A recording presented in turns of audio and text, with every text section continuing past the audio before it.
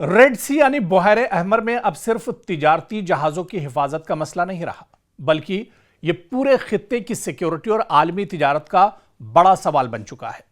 इसी सूरत हाल में सऊदी अरब ने एक अहम कदम उठाते हुए रेड सी और बाबल मंदब के लिए एक नया कसीरी मुल्की बहरी दिफाई इत्तिहाद यानी समंदर के अंदर रेड सी के अंदर एक डिफेंस यूनिटी कायम की है। सऊदी अरब ने शुरू करने का ऐलान किया है।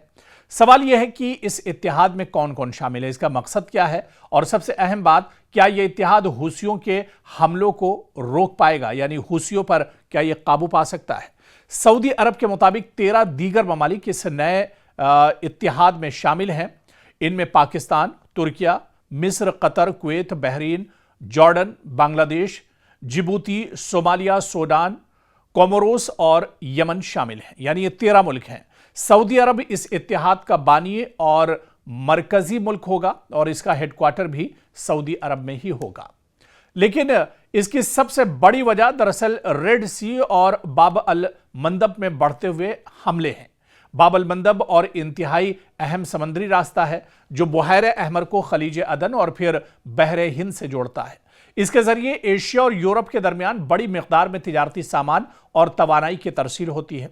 अगर इस रास्ते पर जहाजों की आमदोरफ्त खतरनाक हो जाए तो कंपनियों को अफ्रीका के गर्द कैप ऑफ गुड होप से तवील रास्ता इख्तियार करना पड़ सकता है, जिससे सफर का वक्त, ईंधन, इंश्योरेंस और शिपिंग के अखराजात बढ़ जाते हैं। और सऊदी अरब के लिए यह मामला मजीद अहम है क्योंकि अबनाए हुर्मुज में मौजूद बहरान के दौरान रियाज अपनी तेल की बरामदात के लिए बहरे अहमर के रास्ते पर ज्यादा इन्हिसार कर रहा है। असल खतरा यमन का हूसी ग्रुप है।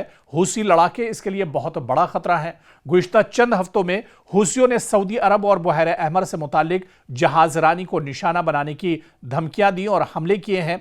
हालिया सूरत हाल में सऊदी अरब ने भी यमन में हूसियों के खिलाफ ज्यादा फाल पॉलिसी अख्तियार करना शुरू कर दी है। इसी तरह से यानी अब सऊदी अरब के सामने मसला सिर्फ अपनी सरहदों की हिफाजत का नहीं, बल्कि अपनी समंदरी तिजारत और तेल की बरामदात के रास्तों को महफूज रखने का भी है।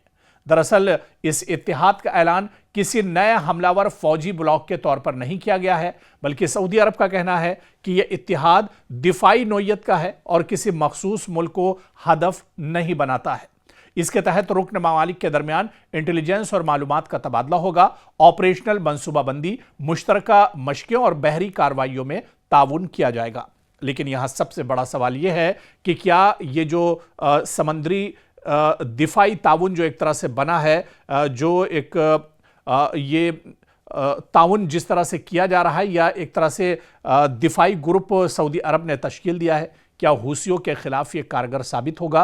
क्या इसके जरिए से सऊदी हूसियों को एक तरह से थाम पाएगा या उन पर काबू पा पाएगा? ये देखना भी अहम होगा।